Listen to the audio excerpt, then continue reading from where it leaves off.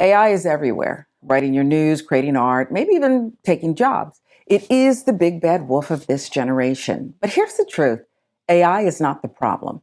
The real crisis, it's about the people who control it and what they're doing behind the scenes. Today, we're breaking down the backstory behind the AI takeover, the parts you're not hearing and why it's already reshaping the world in ways you haven't even noticed yet. Let's start with the headlines. AI will take 300 million jobs. AI is smarter than humans. AI will replace your doctor, your lawyer, your writer. You've seen the stories, and they are scary. Because every headline, every news clip paints AI as this unstoppable force that's coming for all of us. But that's the surface story. The truth is far more complicated and far more deliberate.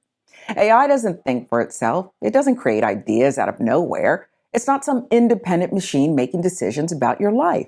AI reflects the people programming it. Who are those people? Same corporations and tech giants who already shape your news, your economy, and your politics. Google, Microsoft, Meta, OpenAI, they're not just building AI, they're controlling it, and they're deciding who benefits and who loses.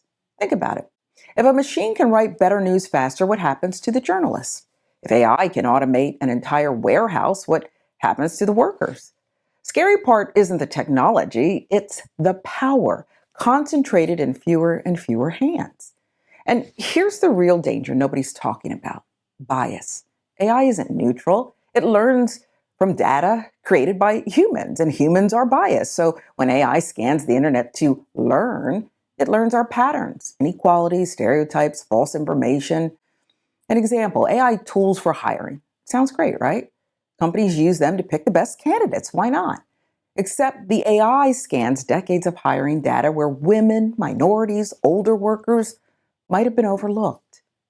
What happens? Well, the bias continues, only faster and without accountability. Or think about misinformation. AI doesn't check facts, it generates content, lots of it, faster than any human can correct.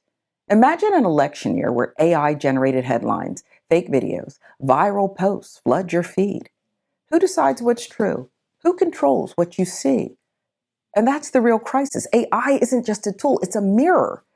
And if we're not careful, it's reflecting the worst parts of us.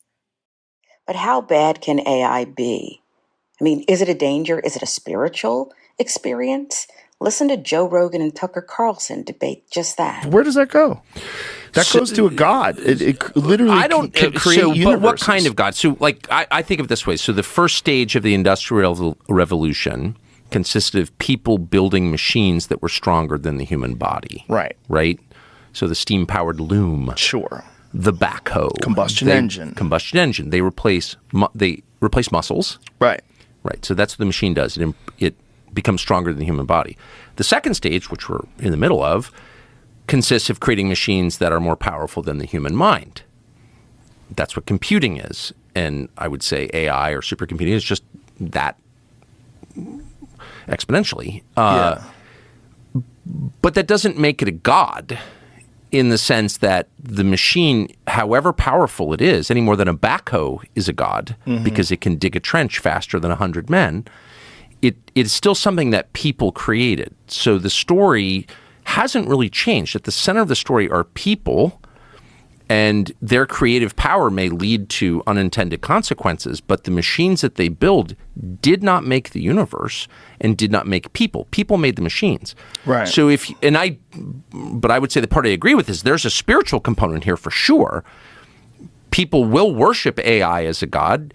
AI, Ted Kaczynski was likely right, will get away from us. We will be controlled by the thing that we made. All those are bad. Like, that's just bad. And we need to say unequivocally, it's bad. It's bad to be controlled by machines. Right. Machines are helpmates. Like, we created them to help us, to make our lives better, not to take orders from them. So I don't know why we're not having any of these conversations right now. We're just acting as if this is like some kind of virus, like COVID, that just spreads across the world inexorably. There's nothing we can do about it. Just wait to get it. It's like, no. If we agree that the outcome is bad, and specifically it's bad for people, we should care what's good for people. That's all we should care about. Is it good for people or not? If it's bad for people, then we should strangle it in its crib, right now. Right.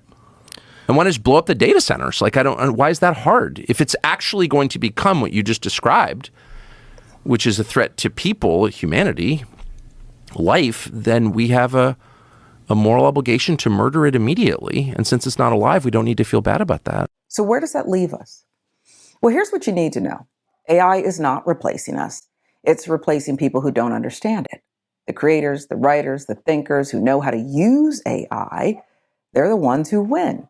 Everyone else, they get left behind. And the people who control AI, they aren't going to stop, not until they control more of what you see, what you buy, and even what you believe. So no, AI isn't the problem. The real problem is power. AI could make life better for everyone, but right now, it's being used to make the rich richer and the powerful stronger. Question is, what happens next? Let me know what you think in the comments, because this is a conversation we need to have. And if you want the backstory behind tomorrow's headlines, hit that subscribe button. I'm Sharon Reed. I'll see you back here next time.